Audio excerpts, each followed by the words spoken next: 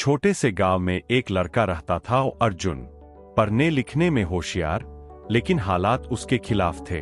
पिता खेतों में मजदूरी करते थे और माँ बीमार रहती थी। पैसों की तंगी, समाज की उपेक्षा और रिश्तेदारों की ताने, ये सब अर्जुन की जिंदगी का हिस्सा थे। फिर भी अर्जुन हर सुबह उठकर खुद से एक ही बात कहता, मैं कुछ बड़ा करूंगा, मेरी जिंदगी बदलेगी। एक दिन गांव के स्कूल में एक प्रतियोगिता हुई, भविष्य का सपना। बच्चों को अपने सपनों के बारे में बोलना था। अर्जुन ने मंच पर जाकर कहा, मैं एक वैज्ञानिक बनना चाहता हूं। मैं ऐसे यंत्र बनाऊंगा जिससे गांव की खेती आसान हो जाए और किसी माँ को दवाई के लिए तड़पना न पड़े। सब लोग हंस दिए। एक टीचर तक ने कह दिया, अरे बेटा, सपने देखो जरूर, मगर अपनी औकात में।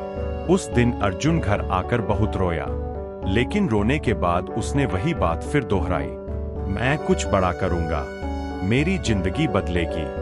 वो सुबह 4 बजे उठता, खेतों में पिता का हाथ बंटाता और फिर स्कूल के लिए निकलता। स्कूल से लौटकर माँ की देखभाल करता और रात को स्ट्रीट लाइट के नीचे पढ़ाई करता। लोगों ने कहा, पागल हो गया है, कुछ नहीं होगा इससे।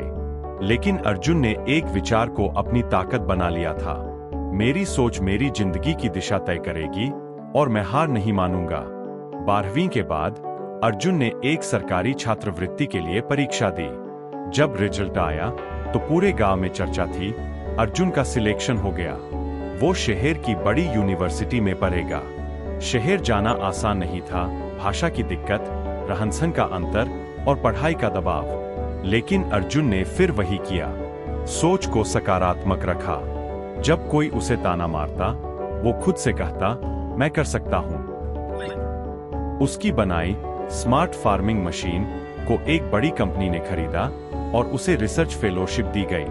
अब अर्जुन गांव लौटा, लेकिन एक सामान्य लड़के के रूप में नहीं, बल्कि उम्मीद की मिसाल बनकर।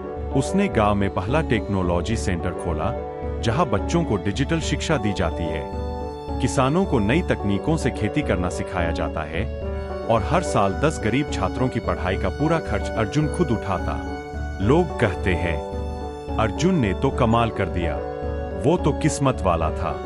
लेकिन अर्जुन आज भी वही कहता है, मेरी किस्मत नहीं, मेरी सोच बदली थी। और सोच ही असली ताकत होती है।